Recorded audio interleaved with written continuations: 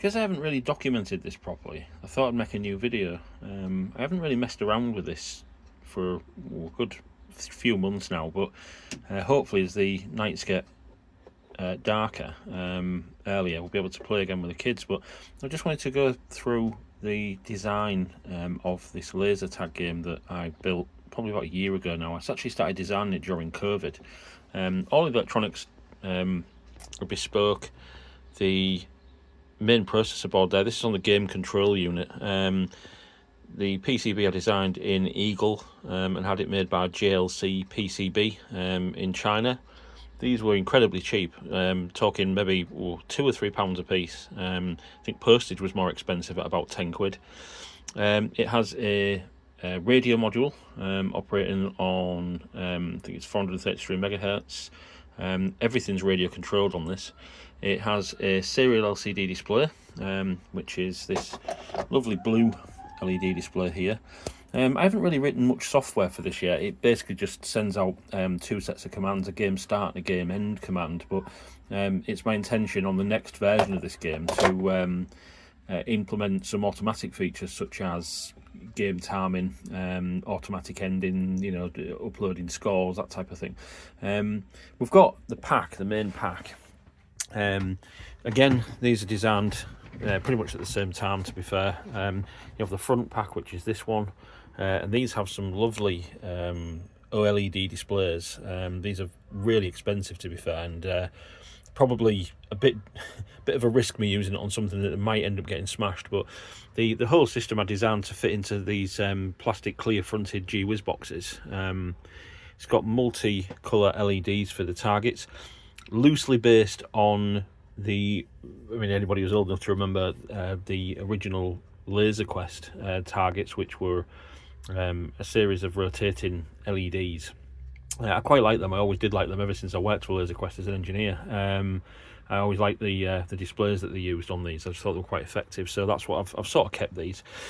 This is the rear pack. At the moment I've got the batteries tagged into it on the outside. These are lithium ion PP3 style batteries. It was my original intention to sort of embed a power bank. There is in the back of this, the display module itself is a completely separate PCB. The main processor board there, that contains the battery management system, which consists of this IC here, a few potential dividers and things. It also has some Holtec HT12E and D encoder decoders, and a pack address which is on here. It has a main microprocessor, which is a PICAXE 20M2. It's got a couple of LEDs there, not dissimilar to like a router, just so that I know that communication's going backwards and forwards. Power LED. To be fair, I could probably make the batteries last longer by omitting these LEDs because they're not actually needed. It was mainly just for diagnostics purposes.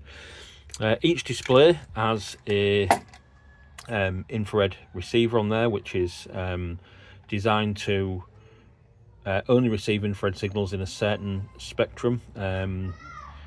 These are really good at sort of filtering out background ambient infrared from the sun and things. It's the type of thing you find inside a TV, but you won't.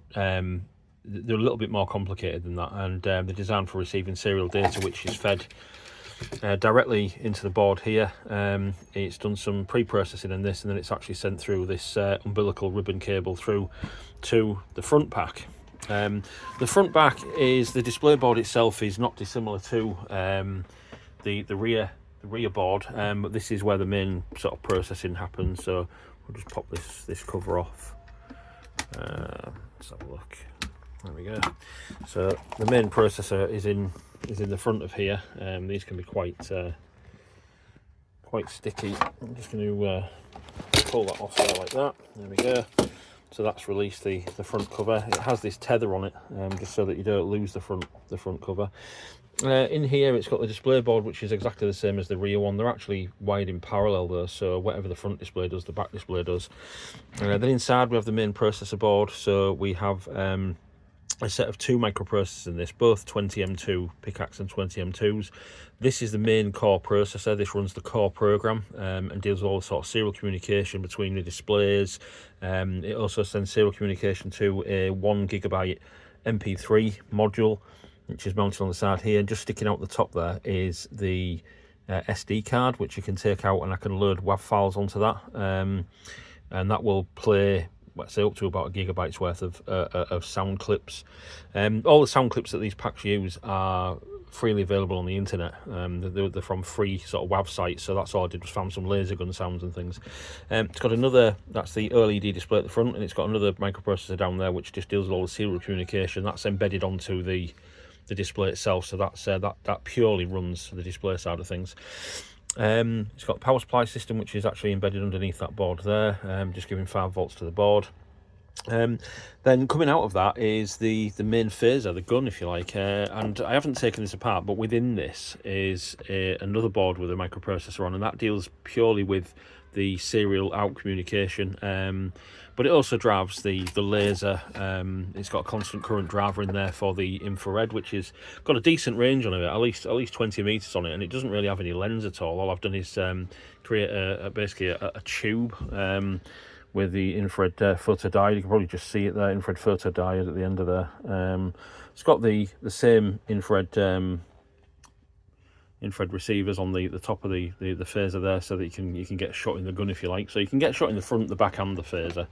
Well, this is powered up at the moment. All it's waiting for is a command from the main game control unit, which says pack 1 is ready, standing by. So all we do is we go over to our game controller. Again, like I say, I'm going to develop the software on this to have some more options, but if I was to just press green for start, that will send a radio signal out. This pack will receive it, gives a message to the player there, game is starting, to take cover. You can see the serial communication being sent and received there by the main pack, and then the displays will light up. So when you're healthy and you're running around shooting each other, basically your displays stay green. And it'll give you what pack number you are and how many hits you've got, and your phaser will light up with these sequencing blue 10mm LEDs on either side. Now if I was to pull the trigger on this, we have a laser. Quite a low powered laser, so I mean there's no such thing as an eye safe laser, but this is pretty low power. There is another pack, but I haven't powered that up for this video. But what I am using is an old Sony TV remote, because I've designed the infrared protocol for the packs around what they call SERC, which is the Sony infrared protocol.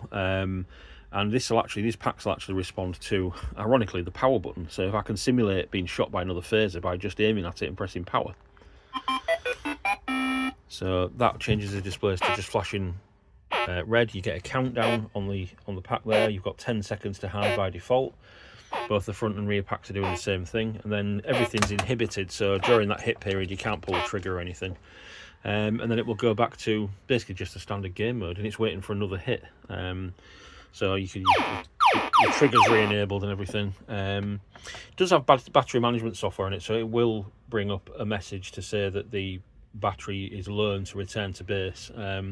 But at the moment, I've got that tagged out in software, because I'm actually doing some more development on the infrared protocol on this, because I want to be able to decipher who's hit who, and hopefully send that back to the game controller module, which will display it in real time on a big LCD display, or hopefully across to a computer interface. So that is basically the prototype of my laser gun game, which I'm hoping to develop further. The packs, what I've found out, are a little bit too small to wear without them trying to turn over on themselves. So I'm probably going to put them onto some type of back plate at some point. But yeah, pretty much a culmination of a just boredom during COVID. Spent a bit of money on these, probably all in all a couple of £100 a piece. With components and everything else, and postage and other bits and pieces. But to start from, and the kids really enjoy it, and it does work. So we have, there is other videos that I've got where we've been playing with these, and we plan to play on them again when the nights start drawing in a bit more, because it's pretty late now before it gets dark. So anyway, hope you've enjoyed that video. I just thought I'd give you an update on what I'm doing. But yeah, so look out for some more. I'll be posting some more videos.